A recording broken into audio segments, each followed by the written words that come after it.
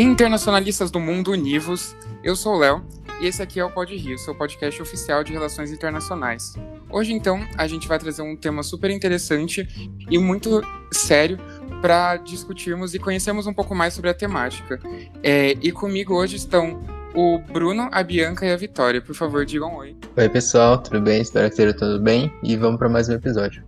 Olá, pessoal, aqui é a Bianca, espero que estejam todos bem e vamos falar desse tema interessantíssimo e pouco estudado na ZRI. Oi, gente, Vitória aqui, eu espero que vocês curtam bastante esse episódio. Bom, então a gente está bem animado para falar hoje sobre a questão do golpe do Myanmar, então entender um pouco mais como funciona essa dinâmica, o que aconteceu no país, e para isso a gente chamou o professor Alexandre Uehara. Por favor, professor, diga boa noite, boa tarde, enfim. Ok. Boa noite. Bom, depende de como vai para a internet, depende de onde a pessoa está ouvindo, pode ser bom dia, boa tarde, boa noite, né? Então, oi para todo mundo, um prazer aqui estar falando com vocês. Agradeço o convite que foi feito para a Bianca e a todos aí que vão participar hoje aqui, o Leonardo, a Vitória, o Bruno. É um prazer estar falando com vocês.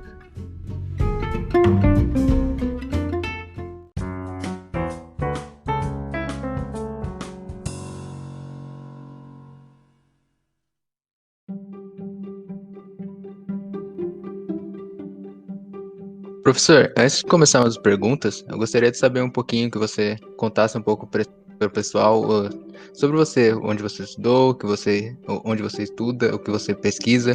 Contar um pouquinho sobre você, o que você quiser contar para o público. Tá bom. Bom, como foi anunciado, né, meu nome é Alexandre Uehara.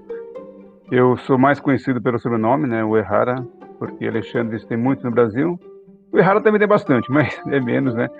O Uehara, que atua na área de relações internacionais, é um número menor de pessoas, então acabo aí sendo conhecido mais pelo sobrenome. Me formei em Ciências Sociais na USP, na graduação. À época, quando eu fiz a graduação, não tínhamos aqui em São Paulo o curso de Relações Internacionais. Então isso fez com que eu primeiro fizesse Ciências Sociais na graduação, e aí sim, quando eu fui para o mestrado, eu peguei a temática de Relações Internacionais, porém, bom, como eu falei, também não tinha na pós-graduação ainda Relações Internacionais, então eu acabei fazendo a temática de Relações Internacionais dentro do Departamento de Ciência Política da USP. Então meu mestrado e meu doutorado foi dentro do Departamento de Ciência Política, mas com foco em Relações Internacionais. Os temas, tanto no mestrado quanto no doutorado, foram sobre a política do Japão, né? A política de ajuda externa japonesa no mestrado e a política externa do Japão no doutorado. Passei um tempo no Japão estudando, fui algumas vezes, né, com algumas bolsas para lá, e conheço alguns países da Ásia de visitar, de fazer palestras. Então, meu foco tem sido a Ásia de maneira geral e os temas de pesquisa.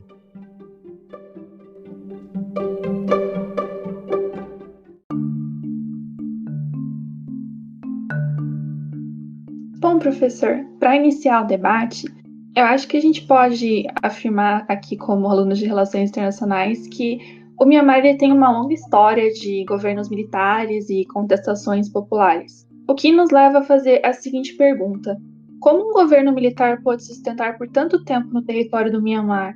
E como é que foi, durante os anos em que ele foi se mantendo, esse jogo político de resistência? Ok.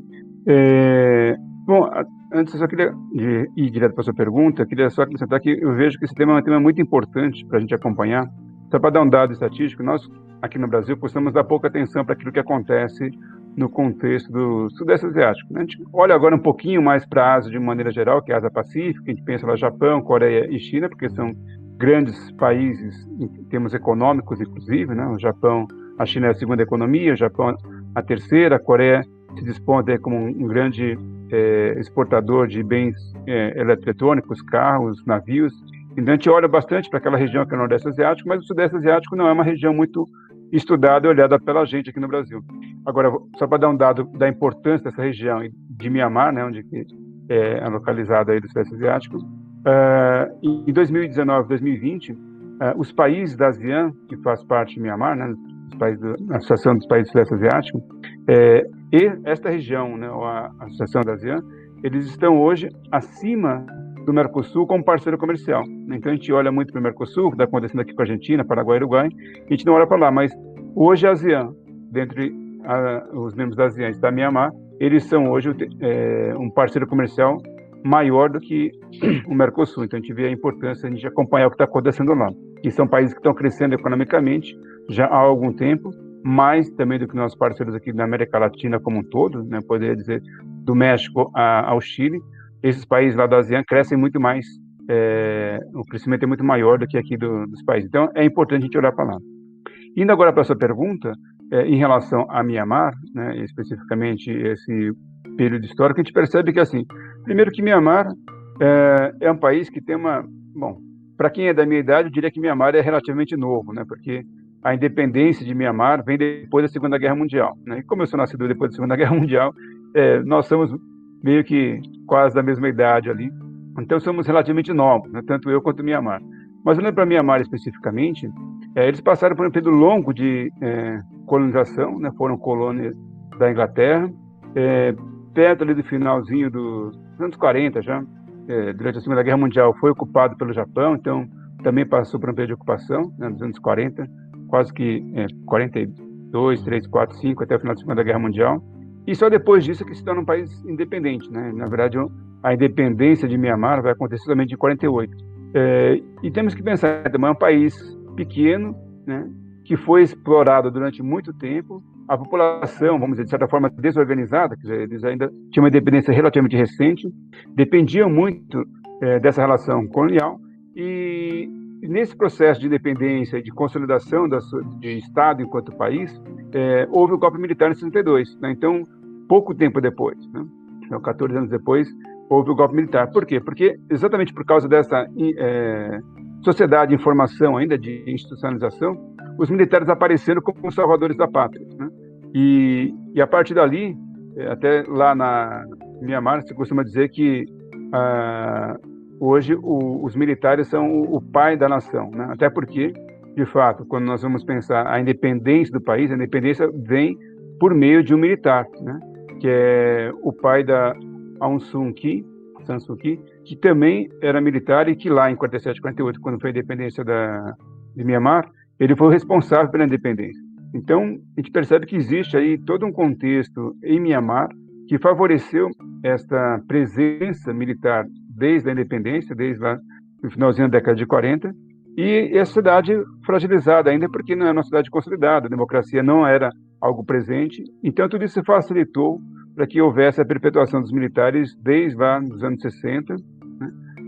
Vem aí décadas de dominação militar, e só agora, praticamente no início do século XXI, é que nós vamos ter aí as eleições livres, né? Que aconteceram, mas que a gente viu aí que não durou muito tempo, né? Agora tivemos novamente um golpe militar que recoloca os militares no poder. Professor, e agora sobre o contexto desse golpe militar de agora, o senhor poderia realizar uma breve contextualização social, política e econômica de como estava Mianmar nesse golpe militar de agora? Uhum. Então, como eu falei, Mianmar, juntamente com os outros países da região ali da Ásia, tem crescido economicamente num patamar aí chegou a crescer quase a 2 dígitos, depois agora nos últimos anos crescendo aí em torno de 5, 6% ao ano. Então, em termos econômicos, até que Mianmar vinha bem, né? Então, e aí a gente costuma dizer que, às vezes, quando a gente olha para uma sociedade, o órgão mais sensível das pessoas, dos cidadãos, é o bolso, né? E se o bolso está cheio, se as pessoas estão conseguindo comer bem, isso dá uma certa calmaria na sociedade. Então, durante esse período em que a sociedade vivia sob a ditadura militar, muita coisa acontecendo, mas também havia aí esse crescimento econômico que, de alguma maneira, não compensa, mas, assim, acabava minimizando as insatisfações da sociedade. Em 2019, 2020 agora, nós tivemos a pandemia e isso fez com que o país passasse por uma dificuldade, bom, como todos os países do mundo têm passado, mas Mianmar também. Então isso fez com que o crescimento econômico do país sofresse um impacto importante. Isso vai gerar, obviamente, né, insatisfações. Então isso é um fator que vai contribuir para essa situação em Mianmar. Mas, de fato, o que vai levar ao golpe militar vai ser a percepção, né? Quer dizer, esse crescimento baixo vai ser um fator que os militares até podem argumentar, olha, o país não está indo bem, mas o que realmente, de fato, fez com que os militares tomassem o poder foi o resultado das eleições que aconteceram em 2020, em novembro de 2020. Então, os militares vinham, como nós falamos até agora, na dominância da política do país, mas nas eleições de novembro de 2020, eles perderam flagrosamente as eleições. Eles achavam que iam perder, isso até já é esperado, mas assim, a votação no partido da Aung Suu Kyi foi algo em termos de 80% dos votos foram direcionados para o partido da Liga Nacional Democrática, ou Liga Nacional pela Democracia. E isso, vamos dizer, meio que abalou ali a percepção dos militares, a possibilidade de perder e se afastar do poder, né? Então isso vai fazendo com que houvesse insatisfação. E por fim, né, para associar a essa situação do contexto, tem também o fato de que o partido mais ligado aos militares, esse partido passou a contestar os resultados, porque a diferença foi tão grande que eles passaram a contestar os resultados das eleições. Então, o Partido da União de Solidariedade e Desenvolvimento, que é o partido mais ligado aos militares, estava questionando os resultados, porque a diferença foi tão grande, e aí os militares aproveitaram, então, essa situação toda que nós mencionamos, para fazer o golpe militar. Então, é essa situação, né? Tem a situação dos militares perdendo flagrosamente as eleições, um partido que ligado aos militares que questionou, e isso vai fazer com que haja o golpe agora no início, em fevereiro de 2021. Certo, professor. Agora a gente queria entender um pouco mais sobre esses anos de democracia, esses anos de transição, logo após o fim dessa primeira ditadura militar. Então, quais foram assim, as grandes mudanças que eram sentidas dentro da sociedade? Se foram mudanças que de fato puderam ser vistas como consolidadas? E, de certa forma, quais foram os mecanismos de continuidade dos militares dentro da política? Então, como que os militares ainda mantiveram essa presença muito forte? Okay. Na verdade, assim, nesse período todo de presença militar no poder, né, que vem desde 62, lá pelos anos 80, foi um período, né, e aí até um pouquinho assim já, para nós, né, que somos da área de relações internacionais, aquele período final da Guerra Fria, no final dos anos 80, é o momento em que vai acontecer questionamentos no mundo inteiro, né, ao fim da bipolaridade, as relações internacionais começam a passar por modificações e até os próprios países, né, às vezes buscava ali fazer uma aproximação mais em relação aos Estados Unidos ou à União Soviética, mas com o final da bipolaridade se perde um dos eixos aí, um dos pilares, né, dessa racionalidade. Também é um período, então, que a ideia da democratização, de democracia pelo mundo passava a se disseminar, né, porque, bom, se os Estados Unidos, a liberar a democracia, predominou frente ao comunismo, essa é uma ideia que começa a ser disseminada pelo mundo. Então, o final dos anos 80 e os anos 90 é um período em que a população, né, começa a demandar mais democracia, mais participação, então isso foi um ponto importante. Então, nos anos 90 em particular, foi um período em que os militares perderam um pouco essa ascendência que tinha, né? Lembra que eu falei para vocês que os militares desde lá dos anos 60, eles tinham posição de predominância, de liderança, por terem sido quem libertou o país, quem deu a independência, quem estava organizando a sociedade. Eles eram vistos como o pai da sociedade ou do país ali.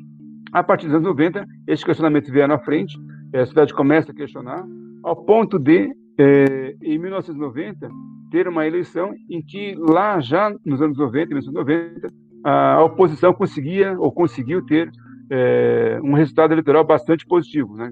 Os resultados apontam que a oposição, a Liga Nacional para a Democracia, conseguiu a maioria dos votos, só que, os militares, estando no poder, não deram bola para isso e continuaram no poder.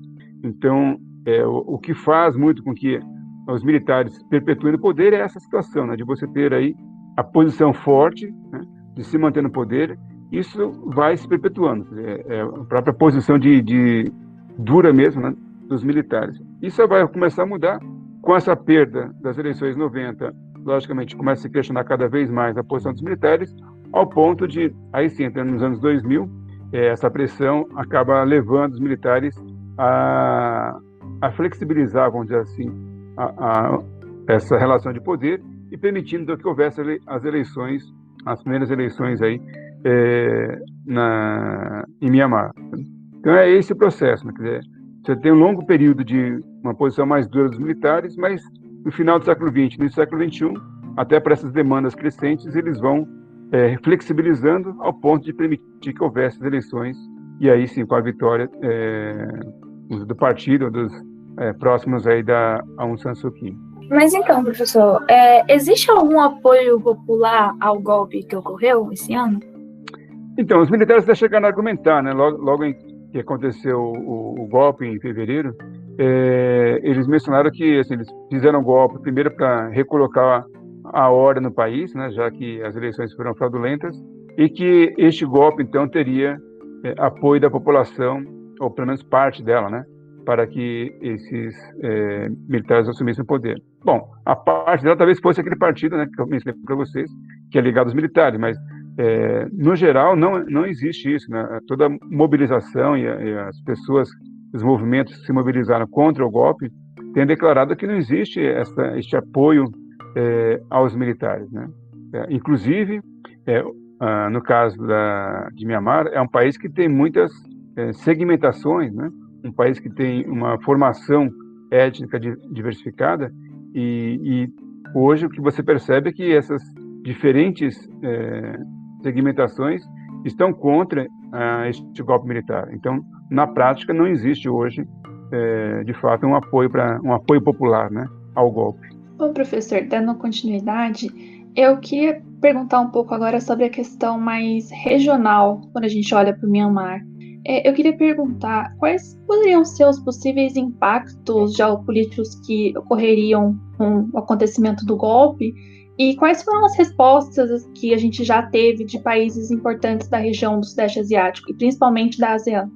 Eu diria que respostas práticas nós não tivemos, assim, não tivemos nada importante no sentido de contrariar os interesses, vamos dizer assim, dos militares, né? O que nós tivemos foi assim, uma posição de países como os Estados Unidos, países europeus e o próprio Japão, né, que não apoiaram, né, foram contra o golpe de Estado, dizendo que não é legal, né, condenaram, reprovaram o golpe. Tivemos posições, por exemplo, como o da China, que fez uma declaração não tão de condenação, mas meio que dizendo, olha, houve uma mudança na liderança política do país, tal, enquanto os americanos e os europeus foram muito mais fortes, muito mais duros, dizendo, olha, foi um golpe de Estado e não aprovamos isso e condenamos essa ação, os chineses não foram tão diretos assim. Inclusive, houve, né, a tentativa de que tivesse uma decisão do Conselho de Segurança contra este golpe de Estado, e a China bloqueou. E tanto a China quanto a Rússia têm uma posição aí claramente de tentar conter uma ação mais dura dos países, aí vamos chamar ocidentais, né? Apesar que a Rússia também mas desse bloco, Estados Unidos, França, Inglaterra, contra Mianmar. Então, o que acabou acontecendo é que você não teve nenhuma posição clara internacional sobre o golpe de Estado. Então, há uma condenação, uma reprovação, mas não existe uma atitude clara contra esse golpe. E aí, olhando da perspectiva regional, ali, como eu falei, Mianmar é um membro da ASEAN, e os países membros da ASEAN poderiam ser, talvez, aí quem fizesse mais pressão, né, por ser parte, por estar mais próximo, por fazer parte de uma associação, mas não tem aí, como tem no Mercosul, por exemplo, uma cláusula democrática, né, ou seja, a democracia não é exatamente um fator fundamental para determinar se o país permanece ou não com direito de voto e participando ativamente da associação, como acontece aqui no Mercosul e foi utilizado contra a Venezuela, por exemplo. E tanto isso é verdade que recentemente nós tivemos um evento lá em Mianmar e teve a participação, por exemplo, de Laos, né, do representante do governo de Laos, do Vietnã, nesse evento, né, em apoio ou juntamente com os militares que estão no governo hoje. Então, a gente percebe que, de fato, não existe uma contestação, uma atitude clara de reprovação dos países ali da região contra o golpe de Estado. Então, o que a gente percebe, assim, existe uma insatisfação dos países mais democráticos, dos países ocidentais, que não aprovam o golpe de Estado, mas lá na Ásia não está tão clara essa reprovação, essa condenação. E até porque tem alguns outros países, como eu mencionei, que não são tão democráticos, assim, também são monarquias e acabam, então, não querendo se posicionar contra isso, porque isso, em algum momento, pode se virar contra eles mesmos, né? Então, é a situação que nós temos hoje lá. E, professor, nós sabemos que atualmente é quase impossível que ocorra algum evento no mundo sem que haja divulgação ou organização de pessoas tanto a favor quanto contra na internet. E no caso de Mianmar, qual o papel das redes sociais nos protestos que estão ocorrendo por lá? E como a população vem lidando com bloqueios e restrições ao acesso? Isso é um ponto importante. Talvez, como vocês perguntaram, como é que os militares permaneceram tanto tempo no poder, né? Uma das coisas, talvez a gente pudesse dizer, que é exatamente essa dificuldade que se tinha na organização da população anteriormente, né? Antes da disseminação das redes sociais, porque o que acontecia num lugar do país, às vezes demorava muito para chegar essa informação, para chegar em outra localidade do país, e aí a mobilização da população era mais difícil. Neste momento, não, né? Neste momento, não só dentro de Mianmar, mas fora, né? Quer dizer, aconteceu o golpe e o mundo inteiro estava sabendo já logo em seguida, né? Até rodou um vídeo, não sei se vocês chegaram a ver, de uma cidadã de Mianmar que estava fazendo o seu jogging, né, a corrida matinal.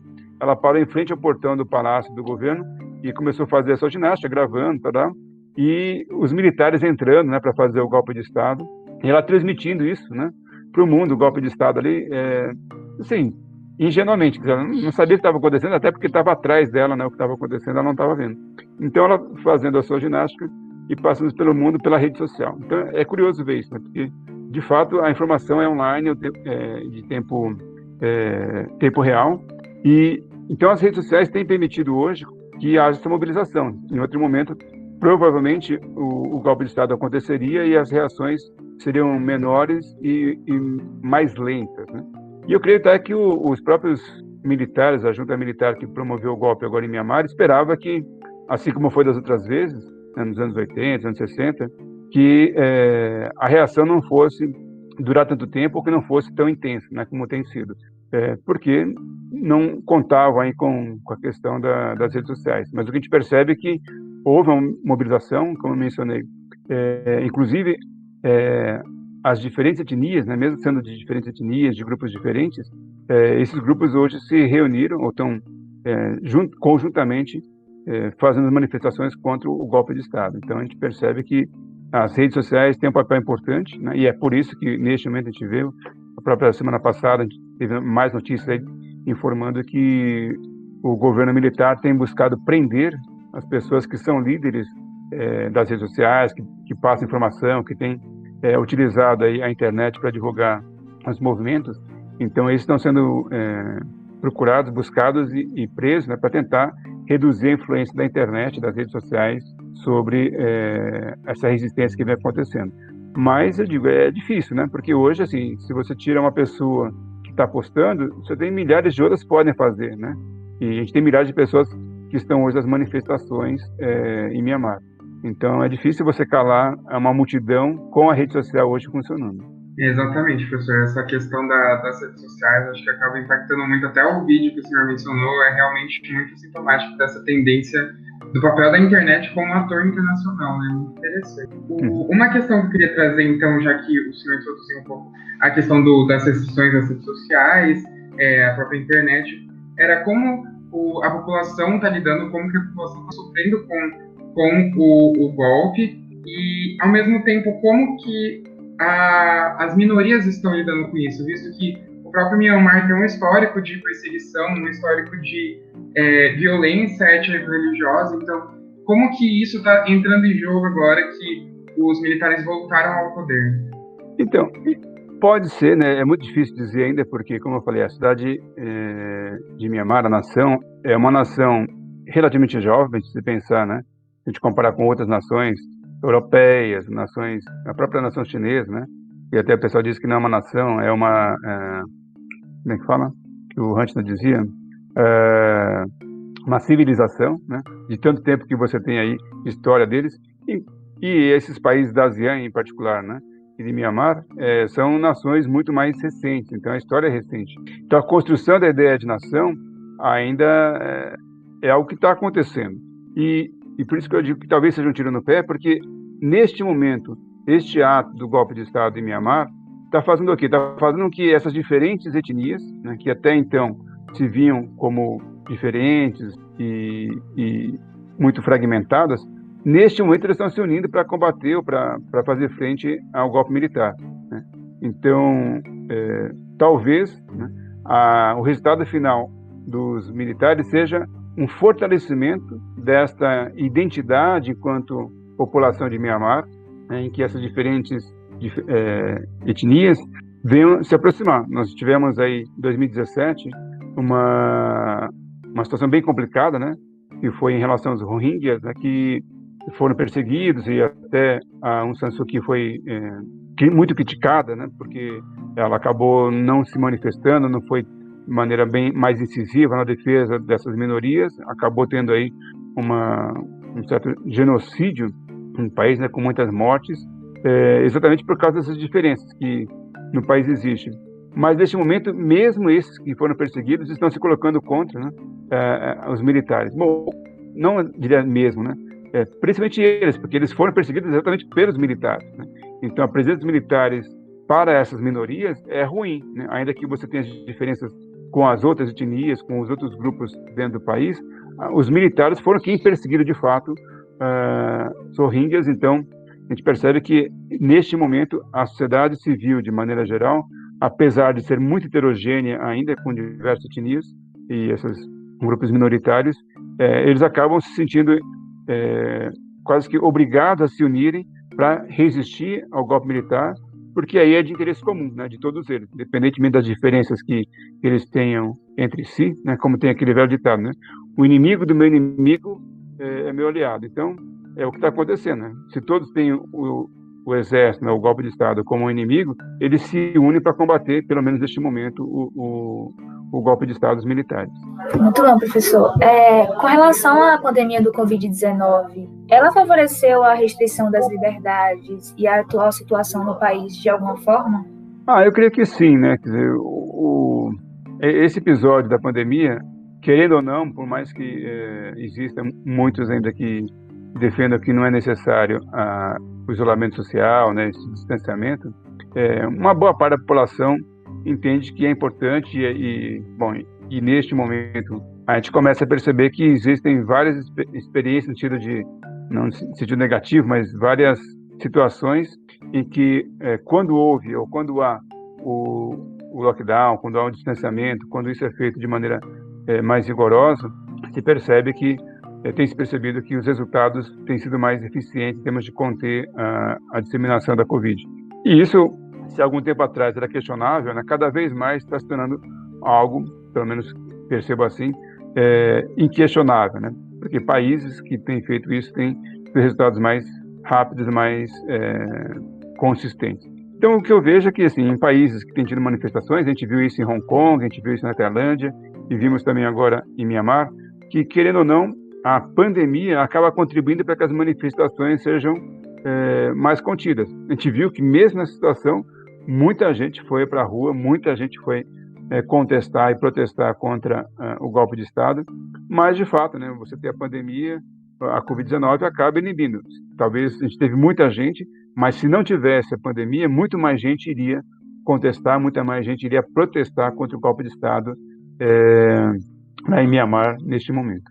Bom, professor, caminhando agora mais para o final da nossa discussão, eu sei que você já apontou que não houve nenhuma grande contestação regional com o golpe militar no Mianmar e que teve essa clara manifestação contrária do Ocidente, mas nada de forma concreta. Eu queria perguntar, para a gente poder fechar o bloco, se o professor acredita que em um cenário pós-pandêmico, em que as questões internas dos países estejam um pouco melhores, assim, entre aspas, né, nesse momento, se alguma manifestação mais concreta pode acabar ocorrendo, principalmente com a entrada do Biden nessa nova gestão norte-americana. Bom, a entrada do Biden, olhando da perspectiva da política externa americana, depois a gente vai especificamente para o caso de Mianmar, eu entendo que é bem importante, né, para as relações internacionais neste momento. E entre um fator que eu considero fundamental da diferença entre Biden e Trump, é que neste momento o Biden caminha, ou pelo menos sinaliza, uma tendência de retomada de uma certa institucionalização das relações internacionais. O Trump foi basicamente, ele rasgou os acordos internacionais, ele desacreditou as instituições internacionais, que já vinham, de alguma maneira, não foi só por causa do Trump, mas já vinha passando por um processo de perda de credibilidade. A gente vai ao OMC e as outras instituições com uma certa dificuldade de lidar com as questões internacionais, os países buscando decisões mais autônomas, e o Trump acabou sendo uma pá de cal, né, quase em cima dessas instituições, porque aí ele não só ignorou, como ele acabou abandonando, como a OMS e outras situações, acordos, né, o Acordo de Paris, o acordo com o Irã, e aí são vários, né, o TPP, o acordo com os países asiáticos, então são vários os casos aí. E isso acabou fragilizando as instituições internacionalmente, os países perderam a confiança, né, que se tinha, por mais que se questione o papel norte-americano, por mais que se critique o papel norte-americano, e todos os países, ou muitos países, têm críticas em relação aos Estados Unidos, mas não ter os Estados Unidos assumindo o papel, né, que é, de fato, os Estados Unidos neste momento, de uma certa liderança, é muito ruim, né, porque aí é cada um por si e Deus por todos, literalmente. Então, isso acabou gerando muita instabilidade, muita insegurança, inclusive institucional nas relações internacionais. E aí, inclusive, os acordos, né, como é que você faz um acordo se você não pode acreditar, né, que um país como os Estados Unidos vai cumprir o acordo? Se os Estados Unidos não cumpriu o acordo, né, como ele fez, como mencionei vários acordos, ele rasgando o acordo aí, temos acordos, como é que eu vou acreditar que Mianmar, né, vai fazer um acordo com a China, ou com o Japão, ou com a Índia, né, que eles vão, de fato, cumprir e diminuir as tensões e caminhar para uma democratização, ou que vai diminuir a repressão sobre a população, né? Então, se o grande não faz, não é um exemplo, também os pequenos, né, acabam perdendo essa referência e é muito ruim. Então, nesse sentido, vejo que com Biden pode haver uma retomada nessa institucionalização e de dar maior credibilidade às instituições, né, inclusive para a ASEAN, que é onde hoje é a instituição mais perto ali de Mianmar, mas nós tivemos aí em novembro também a formação de um outro acordo asiático, né, que é o RCP, né, que é o Acordo de Parceria Econômica Regional abrangente ali, que envolve o Japão, envolve China, envolve os países da ASEAN também. E esse é um acordo importante porque acaba tendo relações econômicas e, nesse aspecto, as relações econômicas são importantes, inclusive para Mianmar. Então, pode haver pressões econômicas ali que façam com que Mianmar se sensibilize, né, o governo militar se sensibilize, e isso é importante. Então, veja que, assim, daqui para frente, né, hoje ainda a pandemia é o principal foco de preocupação de todos os países, e a gente não sabe nem quando é que vai acabar, mas temos, pelo menos, felizmente, alguns sinais positivos com as vacinações, mas não dá para saber quando é que vai acabar.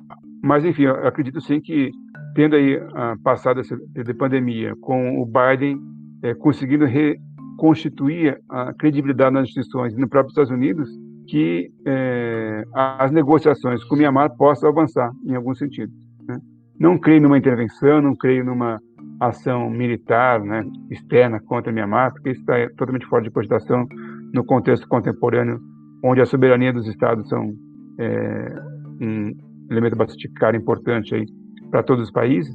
Eu não entendo que haja nesse sentido, mas de pressões, de sanções econômicas, eu acho que sim, né? Até porque, só para finalizar aqui a resposta, como eu falei, o próprio Mianmar, eles já vinham sofrendo em 2020 uma situação complicada por causa da Covid. Então, eles iam crescendo bem, mas em função da Covid, em função das dificuldades de comércio nacional, acabaram perdendo esse ritmo de crescimento, ao ponto de terem que pedir ajuda para o Fundo Monetário Internacional, né? Então, eles acabaram, né, até coincidiu aí com o golpe militar, com a ajuda do Fundo Monetário Internacional. O recurso chegou, né, para este governo, mas então se percebe que Mianmar também tem uma sensibilidade, né, que é o bolso, que é a área econômica, é importante.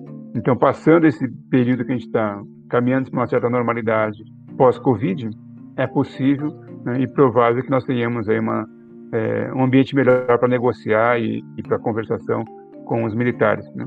Só que pode acontecer também que, assim, como eles colocaram de ter eleições daqui a um ano, né, seria começo de 2022, talvez até lá, né, a gente não sabe o que vem primeiro, né, se é essas possíveis eleições que eles mencionaram ou se a pandemia acaba antes e aí pode ter negociações em função de uma retomada das relações internacionais. Certo, professor, muito obrigado.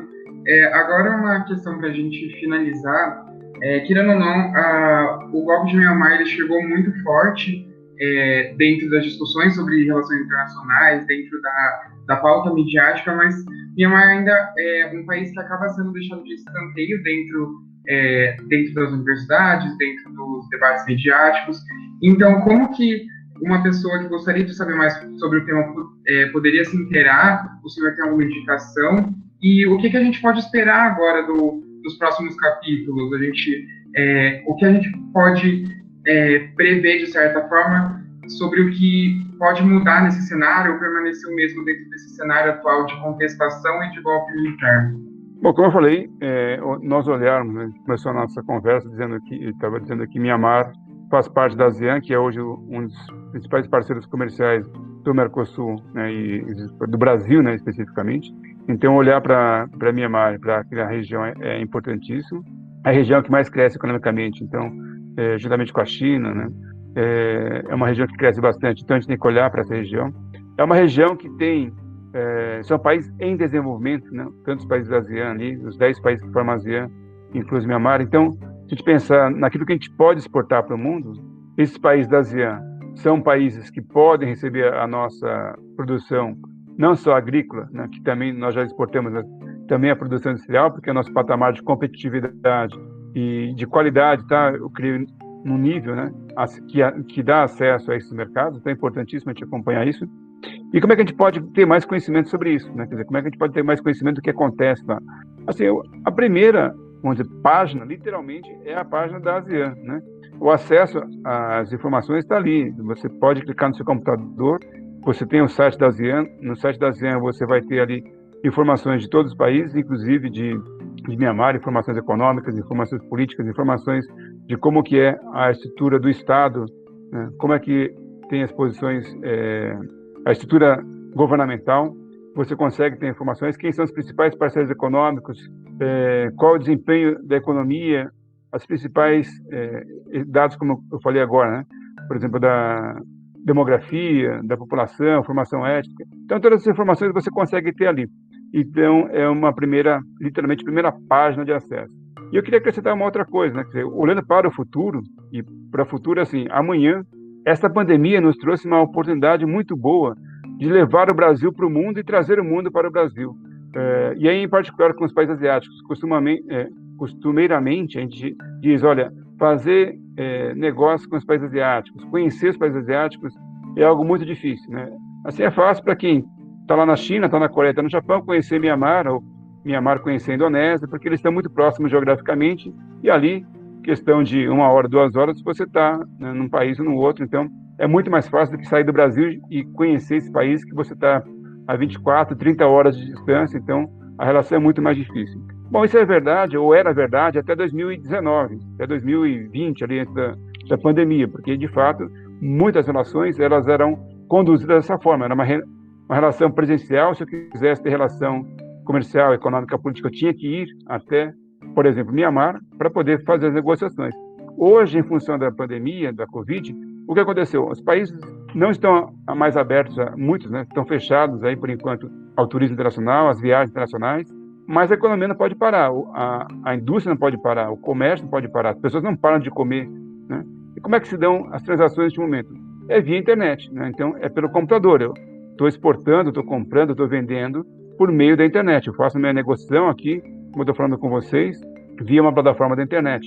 E aí a minha pergunta é, bom, qual é a distância hoje do Brasil até Myanmar, do Brasil até a China e do Brasil até o Japão, que está do outro lado do mundo, né, que estão do outro lado do mundo? A distância é um computador, é uma tela de computador, né?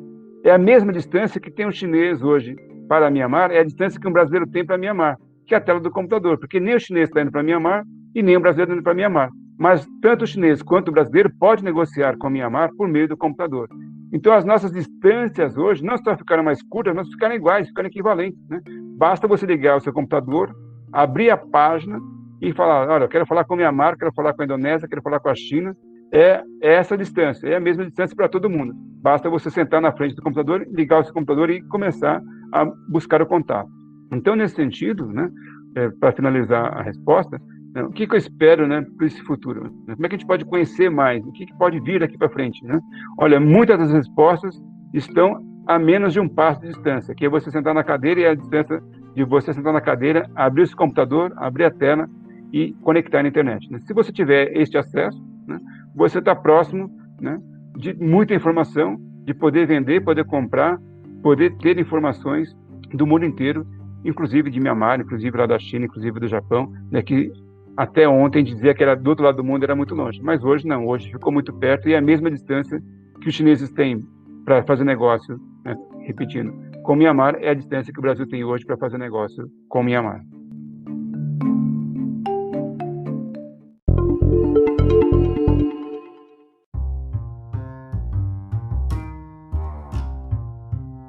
Eu queria agradecer, então, ao professor Uehara por ter estado aqui conosco, falar um pouco sobre a história do Myanmar, tudo o que está acontecendo lá, um tema de extrema importância, ainda mais se a gente pensar o contexto atual, um contexto que cada vez mais as relações internacionais estão se tornando mais próximas da gente. Então, muito obrigado por ter participado, muito obrigado aos meus colegas por terem estado aqui, muito obrigado ao nosso ouvinte de sempre e até a próxima. Muito obrigada, professor, muito obrigada aos ouvintes. E sobre esse tema super importante, acho que a gente saiu daqui hoje conhecendo um pouquinho mais sobre a Ásia. Obrigado, professor. Obrigado, pessoal. E espero que vocês tenham gostado. Obrigado, pessoal. Professor, eu agradeço muito a sua participação. Aprendi muito com o episódio de hoje. Eu espero que todo mundo tenha aprendido também. E obrigado por ficarem até aqui com a gente.